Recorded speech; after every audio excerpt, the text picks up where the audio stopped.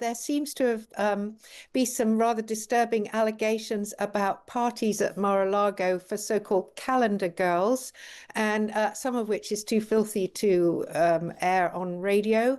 And there's also the allegation by a woman that she was raped at 13 by Trump. But I should absolutely stress that this is uncorroborated. These are allegations. They're untested in court. They're unproven. And we do know that a lot of lurid claims were made. The FBI collected these claims over the years about what was going on with Epstein, and all the documents, or at least the vast majority of them, are now being published. Joining me now is Sarah Baxter, who's director of the Marie Colvin Centre for International Reporting. Good afternoon, Sarah. Hello, Kathy. There is a lot of news coming out of these millions of documents. I know you've only just got online like everyone else, but what are you able to ascertain from the many allegations contained within? Well, first of all, Trump is mentioned hundreds of times, I believe, in these documents. I should stress that I'm only just catching up with the information like everybody else. And some of the news that's coming out thick and fast has not been fully verified. I have seen some very salacious accusations regarding Trump's behavior with so-called calendar girls at Mar-a-Lago. I have no idea whether this is true or not, I should stress. But I'm and he's sure always denied any wrongdoing, hasn't he? He certainly has. And so we need to make that clear. But there's a lot to rifle through. Somebody else who might be feeling rather embarrassed and on the back foot today is Bill Gates, because there are some pretty seedy allegations that are currently being aired on some news websites, actually, about his behavior with Russian girls. So I can't say more at the time or right now, unless you want to encourage me to go further. I mean, the issue with all of this is clearly that, the people concerned deny all the allegations that are coming out, that are being dripped out online. But there's just a flood of documents. But what is the sort of status of these allegations and the claims that are being made? Very lurid claims, as you've described. Well, of course, we know that some very lurid claims have turned out to be accurate, and that's why Ghislaine Maxwell is sitting in jail at the moment for having procured and sex trafficked young women to Jeffrey Epstein.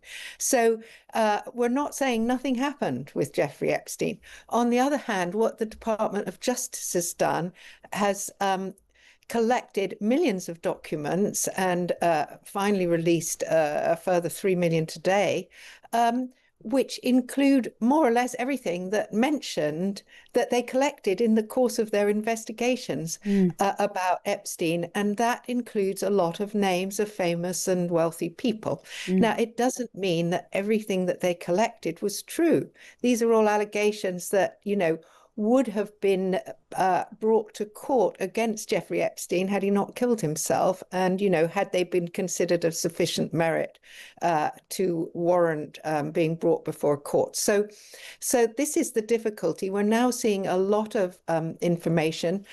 Todd Blanche, speaking for the White House, said that, or rather for the Justice Department, said that a lot of information had been redacted where it relates to women, but not where it relates to men, as far as he was concerned, unless it was impossible not to redact, say, images of men at the same time as women. And so he's denied, protecting Donald Trump in any way. I should say that the president himself is speaking and is signing executive orders. If he's questioned on this, if he takes questions, we'll of course cross live to that at the moment. But so far he's been talking about the economy and not this potentially huge story that is breaking online. As you say, President Trump mentioned hundreds of times in this tranche of 3 million files relating to Jeffrey Epstein. Just take us through a bit of the sort of potential embarrassment and perhaps more that this could cause Donald Trump. Yeah, well, as mentioned, some rather nasty allegations are surfacing in these files from what we are able to see already. We don't know the truth of them yet, but perhaps, this will end up being tested. Perhaps people will come forward and speak about it.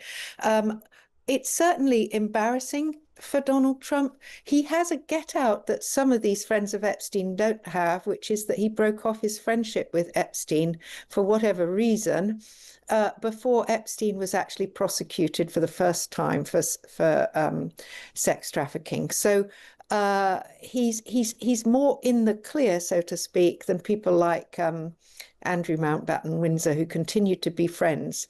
I believe, by the way, that there's a little note from Ghislaine Maxwell to her sweet pea, believed to be Andrew, about the death of the Queen Mother. Yeah. But that's incidental. We also see for the first time an actual mugshot of Ghislaine Maxwell, which is interesting as well.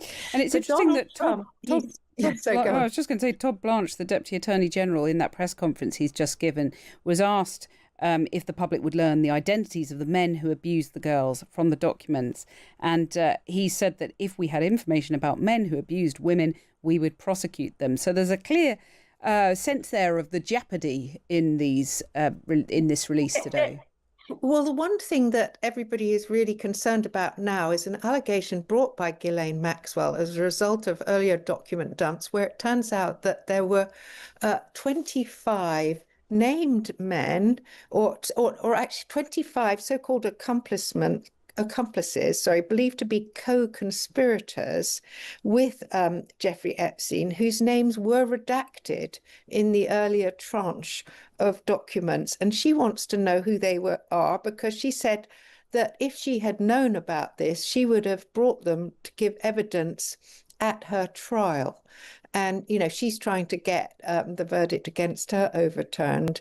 And so she wants to know who are these so-called 25 accomplices whose names have been redacted.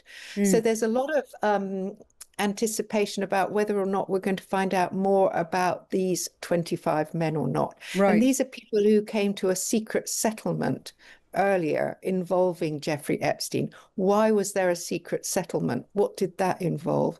These are all very important questions. Indeed. Well, we're going to let you just, if you wouldn't mind, just holding on the line while we just go to a different interview, but you'll have a chance to sort of pore over some of these documents, and we'll come back to you as soon as we have any news coming from President Trump, who is still speaking about issues other than these Epstein files. And just to recap for anyone just joining now, President Trump is mentioned hundreds of times in these new files, according to the Department of Justice website search function. It's not yet clear what those mentions relate to. He's consistently denied wrongdoing in relation to Epstein. We'll bring you all the latest on this as the Department of Justice, the US Department of Justice, releases 3 million files related to the paedophile Jeffrey Epstein. First, let's go for an update to Sarah Baxter, journalist at the Marie Colvin Centre for International Reporting. She's on the line now. She's been getting across what's in those documents. Sarah, what have you managed to establish? Okay, so we're only getting a quick taste of what might be in them, but there seems to have be some rather disturbing allegations about parties at Mar-a-Lago for so-called calendar girls, and some of which is too filthy to air on radio. And there's also the allegation by a woman that she was raped at 13 by Trump. But I should absolutely stress that this is uncorroborated. These are allegations. They're untested in court. They're unproven. And we do know that a lot of lurid claims were made. The FBI collected these claims over the years about what was going on with Epstein, and all the documents, or at least the vast majority of them, are now being published. So, but this is a woman who claims that at the age of 13, Donald Trump raped her. He's always denied any wrongdoing, but that is an incendiary claim, isn't it? Well, it is absolutely incendiary. And if there's any truth to it at all, we're going to have to see if there are, if the woman herself is willing to come forward and whether she's a credible witness. Unfortunately, we're not in that era where you can just say something like that about the president of the United States and be instinctively believed. But it's an incredibly dangerous allegation. And just tell us about the status of these allegations, because that is one of many allegations within these documents. But how is it all displayed online for those who haven't got online to see it? Yeah, well, at the moment, all the papers have been released, and now journalists are sifting through them, and no doubt others as well. So, the material is freely available, but what's so difficult is that obviously conspiracy theorists are going to take unproven allegations as fact. And yet we do know that a lot of proven allegations are extremely disturbing. Yeah. And that Jeffrey Epstein was a paedophile, that he was a sex trafficker, and Ghislaine Maxwell is sitting in jail right now for her role in procuring women to be abused by Epstein, underage women. We know that Donald Trump knew that Jeffrey Epstein liked women on the younger side, and they were friends. So this is the background context to this, but it doesn't mean by any stretch of the imagination that everything that is turning up in these files is true. And of course, it's difficult, isn't it? As you say, that you have this allegation about a woman talking about when she was 13 years old. And there's no sense of what happened to that allegation, how it was assessed, is there? There really isn't. And now, of course, a lot of men who were in Epstein's circle, started to say they were just there for their sort of, philosophical salons and so forth. And, and the more one peers into the files and sees the photographs of them standing next to scantily clad young women, etc., the more that kind of stuff starts to fall apart under scrutiny. But this particular allegation is so serious that, one really... the mind boggles as to whether it's true or not. Well, and you would have thought that such an allegation, or at least some general questions, might be put to Donald Trump in that press conference he's just given, but there was no question forthcoming. What do you make of that? Well, I find this jaw-dropping. I do know that the press corps has, treats the president with a lot more respect than the British press treats its prime ministers. But I was astonished that not one person asked even the most general question about what Donald Trump made about this Epstein release, even if they didn't at that time know about this specific allegation of rape.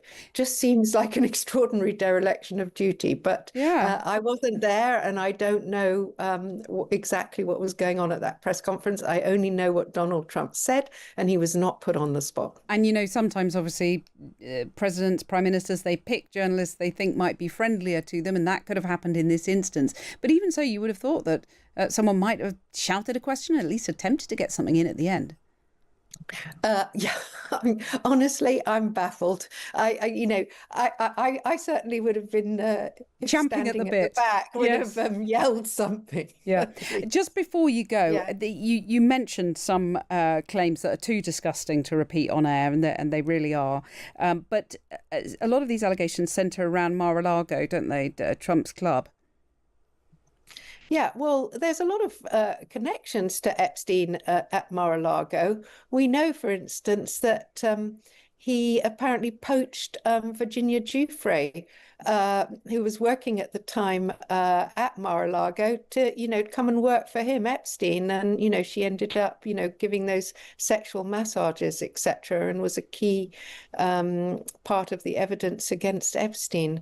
So, Epstein and Donald Trump were really good pals back in the day. They seemed to, Epstein was treated as a sort of most favored guest at Mar-a-Lago, and we know there's a lot of photographic evidence of Trump hanging out with Epstein.